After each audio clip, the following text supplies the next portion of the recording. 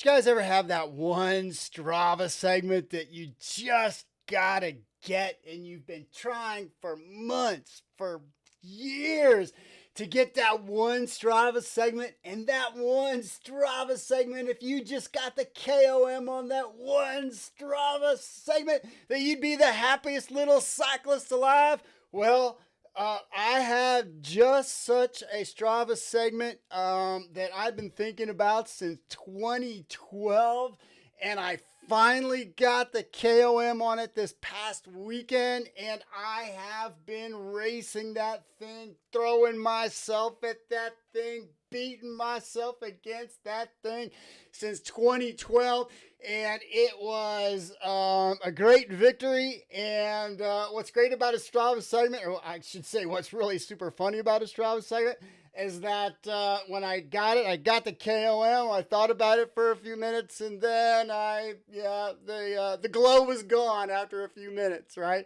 So I want to break that down of once again of nailing a Strava segment, and then in terms of setting your goal watts and in terms of setting a pacing strategy.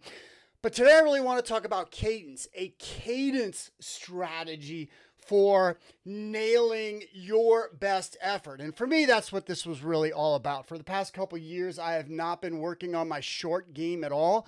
And probably most Strava segments are, I would love to see the data on this actually, but a lot of Strava segments are between 3 and 15 minutes. And I have just not been working on that for the past couple years. But for my 2023 season, I said, I want to see where I'm at. I want to do some dedicated time and testing. And so if you want to get your best data, your best understanding of who you are, there's nothing like a Strava segment to set the motivation to help you crush your all-time best. And for me this past weekend, that's exactly what happened. And actually the weekend before, I went out and did a 5-minute Strava segment to see where my 5-minute was. I got the KOM on that. This one was a little bit longer, and got the KOM on this one as well. And let's break it down in terms of how I did it. Okay, so here's the Strava segment. It's outside of Danville, Virginia. And it travels from north to south. And it's it's one that, again, I've been trying since my first recorded effort was 2012. The segment itself, it's not too steep. It's a little steep here at the bottom. It gets up to about an 8.4% gradient. And then considering this segment and the entire ride that I did for the day, you can kind of see that it how it compares with everything else. I actually only went out on this day to get one segment right here, but I actually got the KOM on this just kind of by accident on a lark. And then there was another Strava segment that was up this and then down this, and then I got this as well. But my whole focus was on this Strava segment right here.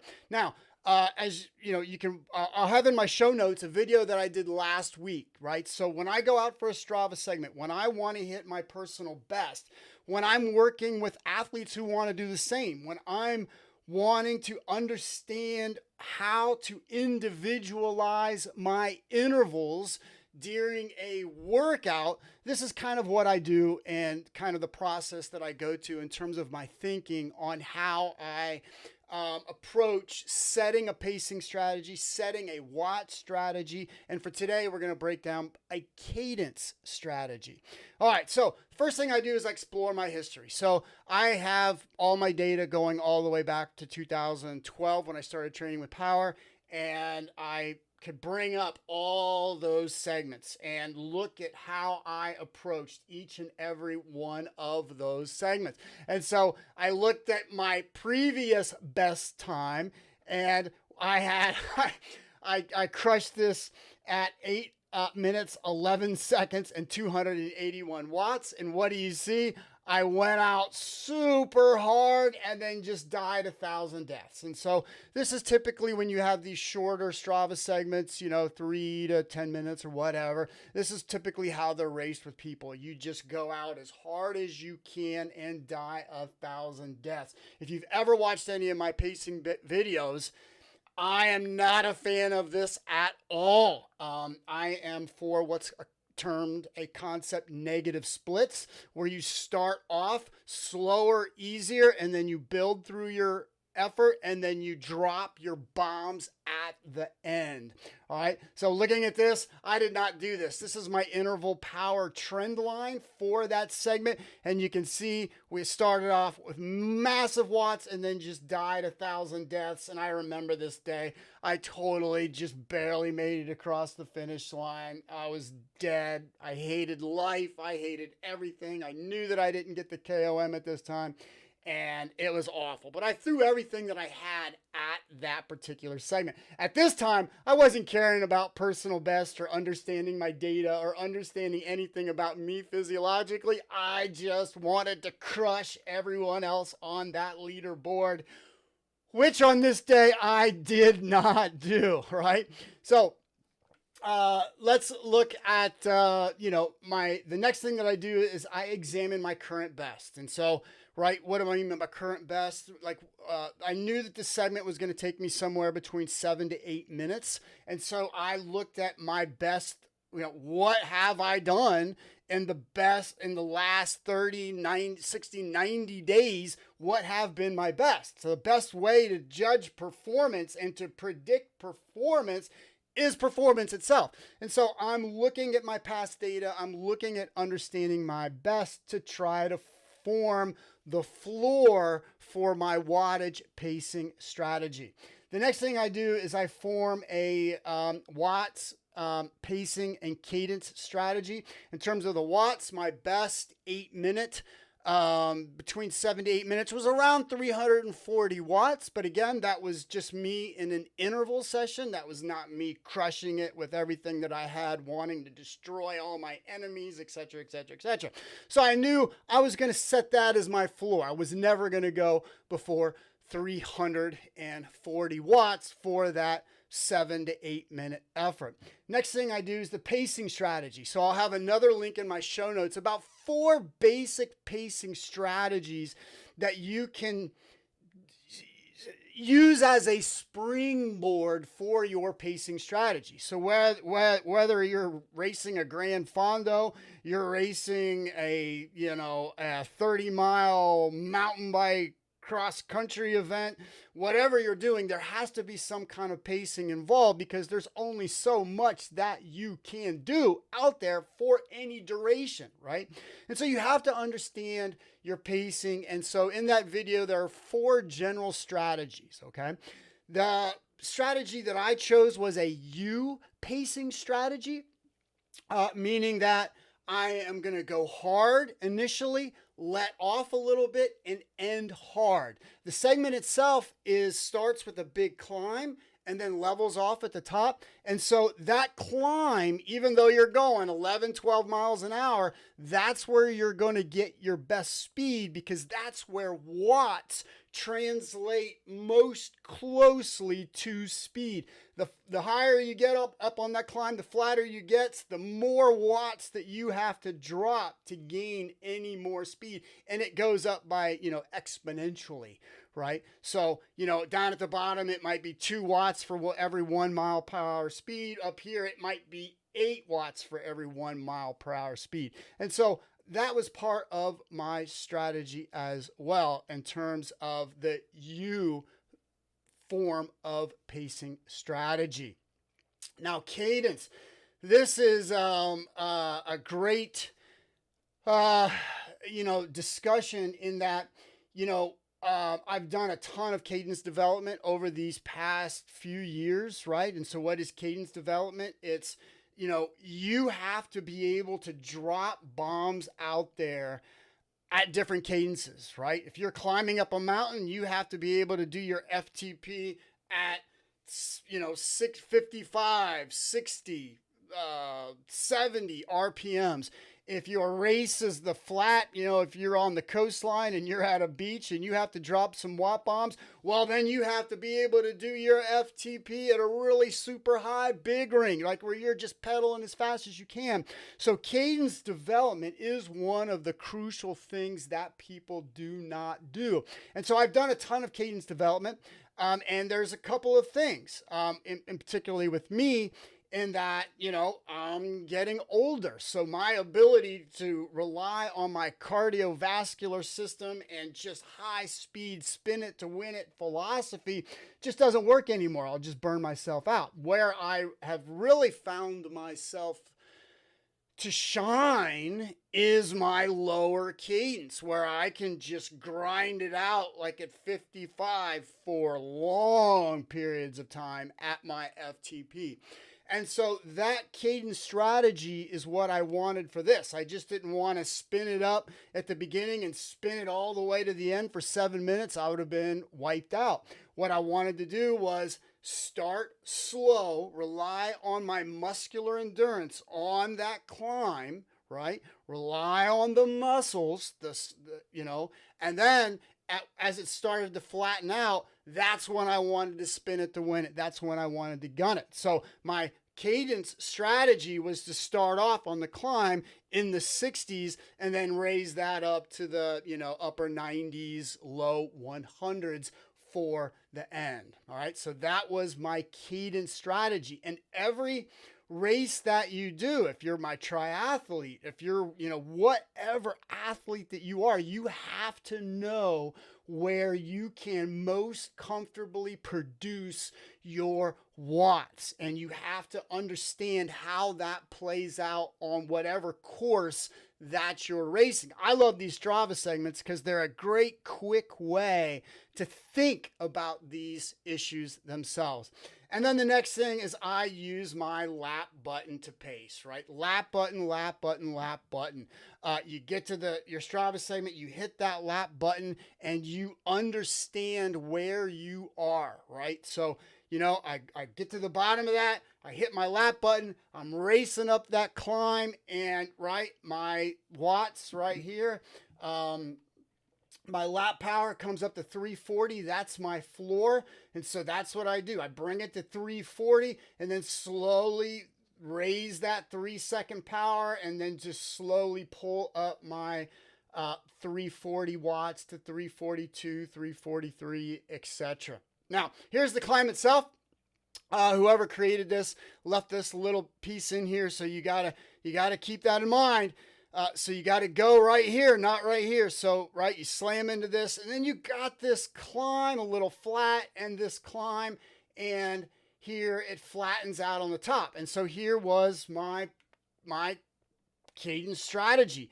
Low cadence, high force, right? So I'm doing, a super FTP effort, right? Above FTP, basically a VO2 effort at low cadence. And then I continue with that VO2 effort and I switch to a high cadence, which would be the demands of this flat up here. But I could have spun this up, right? So for both of these, another thing that I wanted to do was to stay in my big ring so that I could reduce the amount of time that I lose to switching from my big front ring to my small front ring. So I kept this whole thing. I have a 52 on the front. So I kept for the whole effort I did in my big ring. Now I could have went to my small ring. I could have just spun up that thing at 100 RPM, but I just don't want to burn myself out. I know my limits at high cadence. Not only am I getting older, and so your ability to use your cardiovascular system for those watt bombs is reduced, but I also live in the mountains. And so if you were to look like where am I stronger at, I am stronger at my low cadence high force rather than, my big ring high force. It's just, I don't have the roads. And so like literally, if you watch me on Strava and follow me, during the winter, there's only one 8 mile stretch of flat road. And I just keep going back and back and back and back on that to develop that big ring physiology that a lot of my races rely on. And so that's why I do it. It's all about cadence development. Okay, so here we have low cadence, high force, high cadence, high force. How would that look in a scatter graph? We can really nicely look at this. And so this line right here represents my FTP, and so this represents my work. And these are the quadrants where you can generally pedal. So this quadrant represents high cadence, high force. I was 45%. This represents low cadence, high force. I'm at 38%. This is low cadence, low force. This is high cadence, low force. And you can see I basically had no work in here because this was all work done above my FTP. This is all VO2 work. And so you can see like this would have been the beginning of the climb, the beginning of the segment where I'm low cadence, high force. I got about 38%. And then high cadence, high force. As soon as I got done with that climb, I got that right there. And this quadrant analysis is something that I look at for my athletes in terms of every race has its own quadrant analysis needs, right? So if you're racing a crit, if you're doing a flat TT, everyone, you want to be able to target your best pacing strategy for that event. And this lets me know in training, and then I can follow up in racing. We can set strategies of where we need to be in terms of pacing for their individual events. And so here's a great example. So this was, I had an athlete rock out the Valley of the Sun this year. He got third overall in his division, and this was a crit, right? So this was just an all-out crit, and so he was either high cadence, high force, high cadence, low force. And so that's a great, that's kind of what a crit looks like. You're just spinning the entire time, and, you're either on the gas or off the gas. But, in certain races, every crit flows its own way, especially if there's a climb. But, it's just, when you do a crit, you're just pedaling. You're in your big ring on the front the entire time, and you're just pedaling. And you're either dropping watt bombs or not dropping watt bombs. And that's what that graph shows right there. He did a great job. All right, so here was my pacing trend line. And so all of this is, down in the 60 RPMs, which is exactly what I wanted. I just wanted to muscle up that climb. Then there was a flat section on the climb. And so I did not want to change gears whatsoever. And so I wanted to change gears as little as possible so that I did not lose that time. And so right there, I spun up and then kind of spun back down. And then there was some other, some rollers that I had to go over and things like that, some bad gear shifts and things like that I had, and I have to deal with as an athlete. I have to deal with my gearing and my shifting, which always loses me time. But you can see my interval trend line for my cadence. It goes up, and that's exactly what I wanted to do. I wanted to start low cadence and high cadence. And so here's the climb itself. How did I do on power, right? And so this started off about 340. My goal was like 346 watts, somewhere in the 340s for this, and then slowly raise that. My goal was about 350 watts towards the end. And so for all this, I got about 340. And for the 346, I ended right here. And for this right here, I was about 347. And so my first attempt at this was 8 minutes, or not my first attempt. My previous best attempt was 8 minutes, 11 seconds at 281 watts. For this effort, I dropped 6 minutes, 55 seconds, and 346 watts. So my big problem for this ride was that I ran out of space. I finished faster than what I thought I was going to finish. And so when I got up to here, I was literally like, crap, I finished about 30 seconds faster than what I thought I was going to finish. And so I actually had a lot left in the tank. If this was about another 200 meters, 200 yards, 2 more football fields, I would have gotten the watts that I wanted to at 350. I literally got to the end of this and there's this flashing light and I'm like, oh man, is there 2 flashing lights? I don't remember 2 flashing lights. What's going on? And so I get to the end and I had a lot more to give on this day because I finished it about 30 seconds faster than what I thought I was going to finish. And so I need to go back out next year. I'll drive down to Danville and I'll rock this one out again. See if I can bring my times down a little bit. All right, guys, I hope this it's such a brief introduction to this concept of cadence pacing, but I really want you to take it seriously. I want you to take the concept of neuromuscular manipulation very seriously, especially in your base training where you have workouts where you have lots of cadence manipulation, where, every workout, pretty much every workout that I prescribe to my athletes has some kind of cadence manipulation in it, where they're doing this interval at 95 RPMs or this interval at 65 RPMs. Take that cadence manipulation seriously. I know myself, I have transformed myself as an athlete, but having that ability to generate watts at different cadence numbers, different RPMs, has really dramatically helped me as an athlete. All right, everybody, my contact information is below. Do not hesitate to reach out. I would love to talk to you about pacing strategy, cadence strategy, consulting, your events, whatever you want to talk about. Let's talk. Thanks so much, everybody.